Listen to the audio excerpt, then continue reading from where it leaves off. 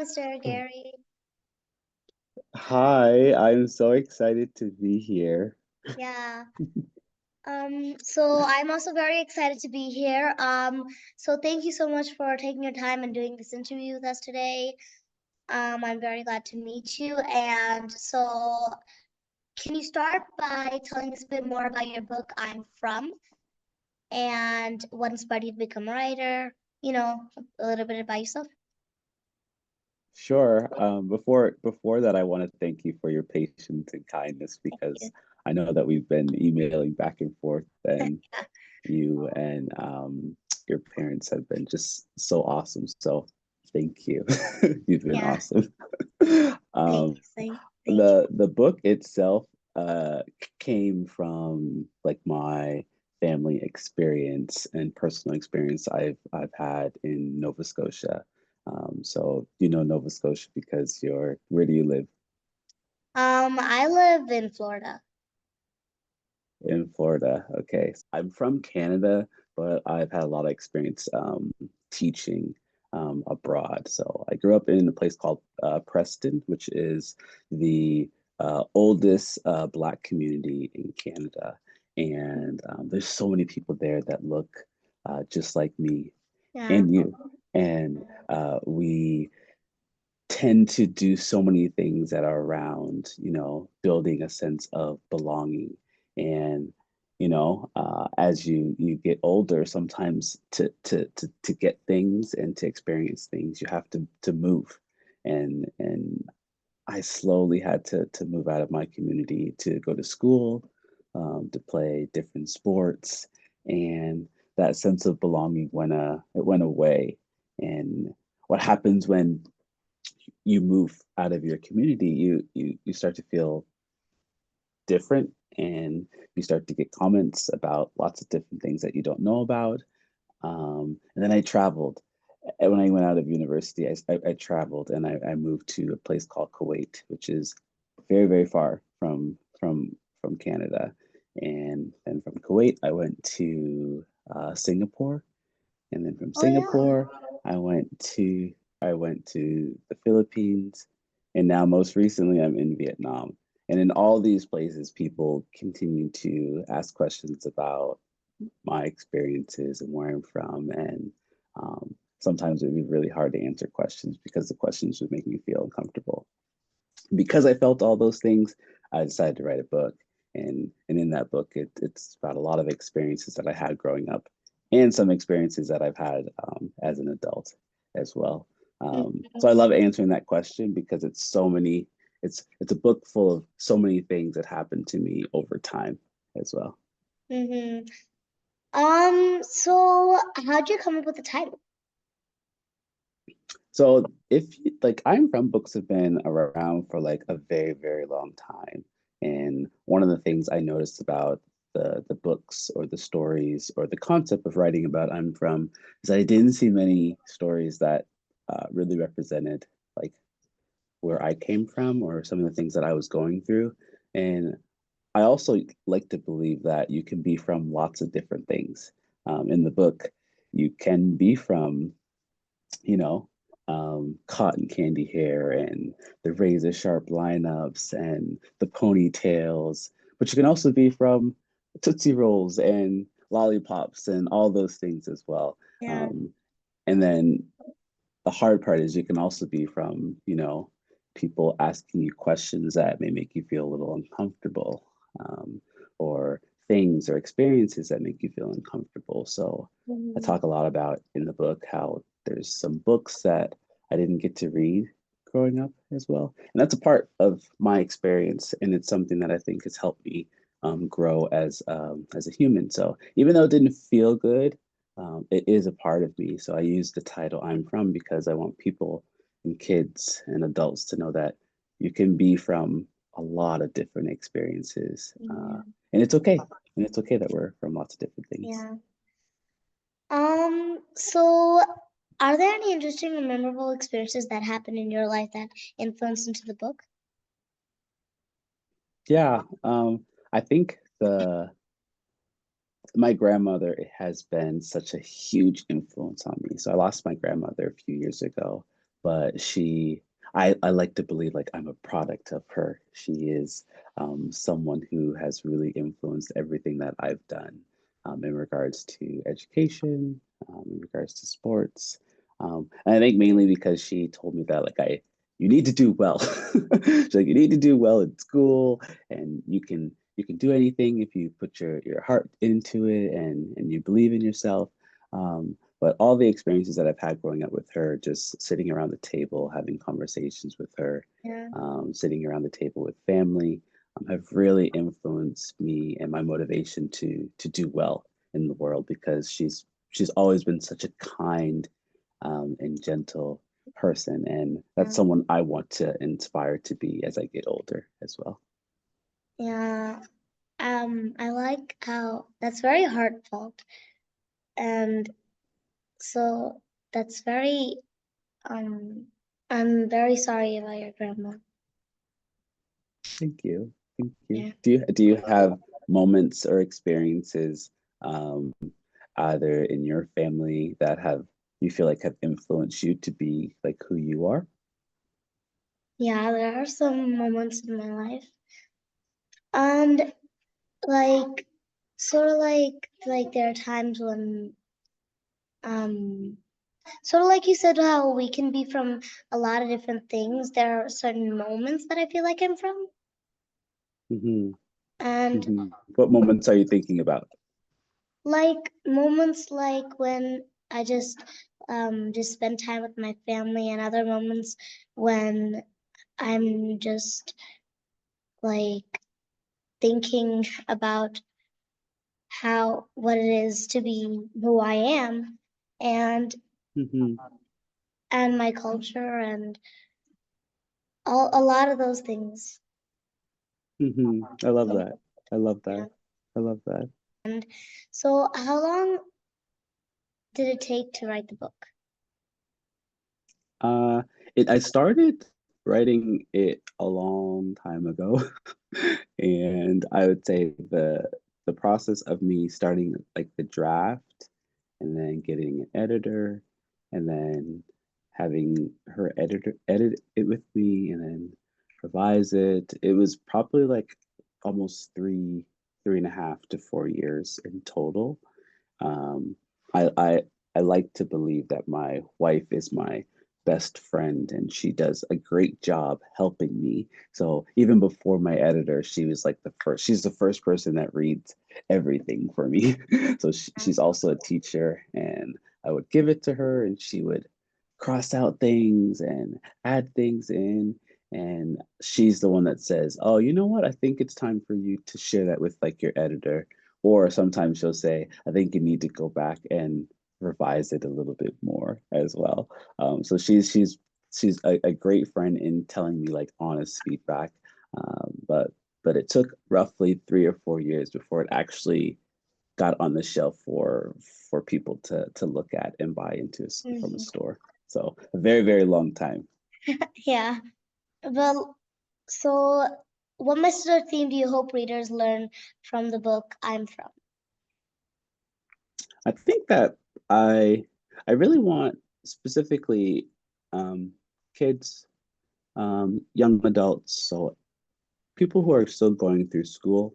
I really want them to um, continue to be confident in like who they are and understand that there are experiences that may happen in their life that may not feel so good, and it's okay to use those experiences to help you um, be a better person as well. Yeah. And I want the book to also be a place where students who may not look like myself to see those experiences and try to understand those experiences or have questions about those experiences to help them learn a little bit more about a person that may not look like them.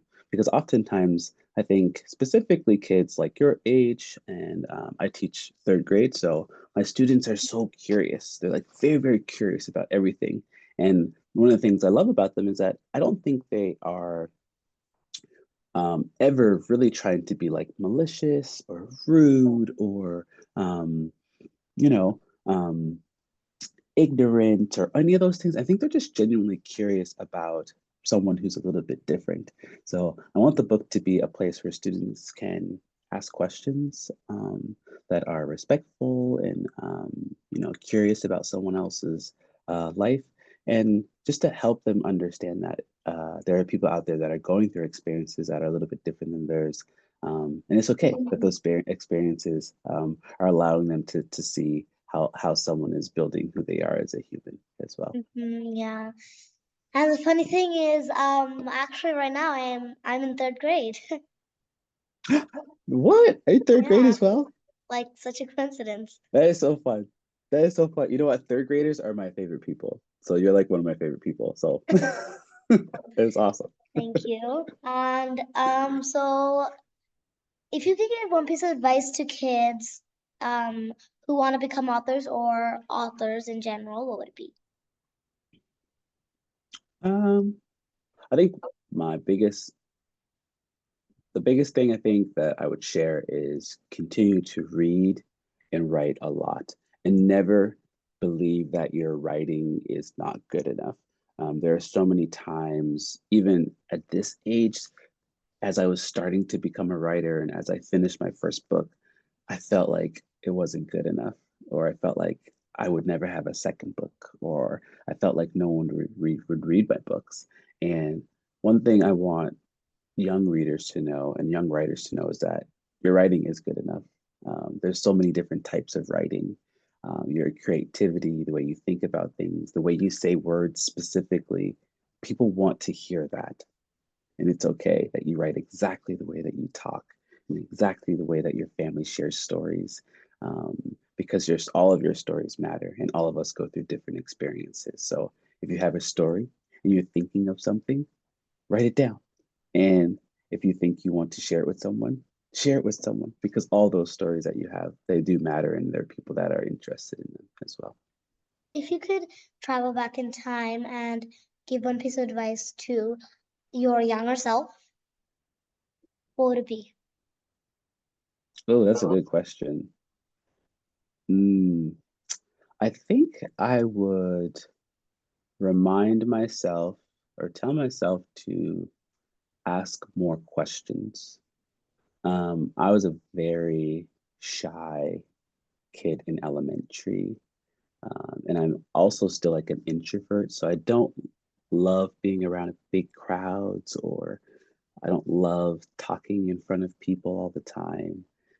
But in school, I remember I wouldn't ask a lot of questions. And I think part of that was because I was a little nervous of how students or even the teacher would react to me. And sometimes you don't have to ask questions like in front of everyone. It could be just teacher to teacher or to a student. And I think part of that influenced the reasons why I was unable to see a lot of the stories that I wanted to see. Like I didn't really ask my teacher about books that look like me, or stories that were written by authors or illustrators that look like me. And I wish I would have asked, because I feel like even though it was a while ago that I was in elementary, I do believe there were stories out there that were similar to my experience, but I'd never really asked about it. So I wish back then I was a little bit more confident to ask, and do a little bit more research based on the experiences that I had. Yeah, asking more questions is always good, and wondering about the Yeah. things that are around you. So, what do you enjoy doing for fun? I know that's so funny because people always ask like, what do I do when I get like writer's block? And it's interesting because I do believe people have writer's block or they get writer's block, but I tend to, as soon as I feel like I can't write, or if I wake up and for some reason I don't want to write, I won't. I never force myself to write, and I think that has been a huge influence on how well my writing has been going most recently. So I love to run. I'm not a very fast runner, but I love to run. I play sports, so I played basketball in university. So sometimes I'll play basketball. I love listening to music, all different types of music.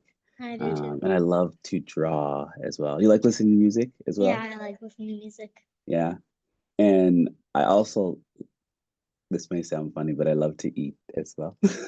Uh, So I there's live a in lot of people in different the world who countries. like to eat, believe it or not. Yeah. So I have lots of different types of favorite foods, and my wife is a big eater as well. So actually, my wife isn't a big eater, but we like to try different types of food as well. You planning to write any more books?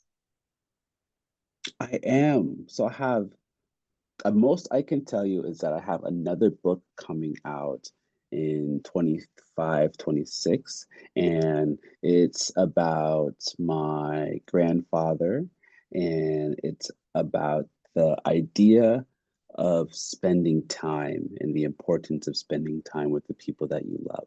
I lost my grandfather when I was in university, and he has played a huge influence on like who I am. My grandparents have played a huge influence on me growing up. I spent a lot of time with them. So this book is dedicated to him, and that will be out in 25, 26. And I most recently submitted a book to my editor, and I can't say anything other than I really hope that they like it. Yeah. And then that hopefully So will the book be out that's in the coming world out in soon like as well. 25, 26, that one, is it a novel or like a graphic novel or like what type? That one is also a pitch. That one's a picture book as Oh, well. That one is a picture book as well. But I'm my one of my goals. One of my goals is to eventually. My third graders love graphic, just like you. They love. I'm assuming you love. Do you like graphic novels? I Do you like love graphic graphic novels? novels because of the pictures and it's so easy to read. Yeah. You can just read it. Yes. It's just fun. Totally. So that is one of my goals is to eventually have a graphic novel type of series book because my kids love graphic novels Well, you so said much. It's yourself that like, you love to draw, so I mean, like, yes. And you know what? If I do, on it, and if then you I can ever create a sit graphic, down. if I do it, I'll make sure you'll be the first one to talk to me about it. Okay. So I'm gonna write it down and I'll say, I have to let Your wife Ariel and your know that I editor. made this graphic novel. And sorry, wife and editor first. And then I'll make sure I share it with you as well. Yeah. Well, I cannot wait to read that one, and because this one was certainly fun, and I like graphic novels. Here we come. Um, so thank you so much for your time with this interview. I really enjoyed our time. This has been very fun, and so yeah, bye. See you. Thank you.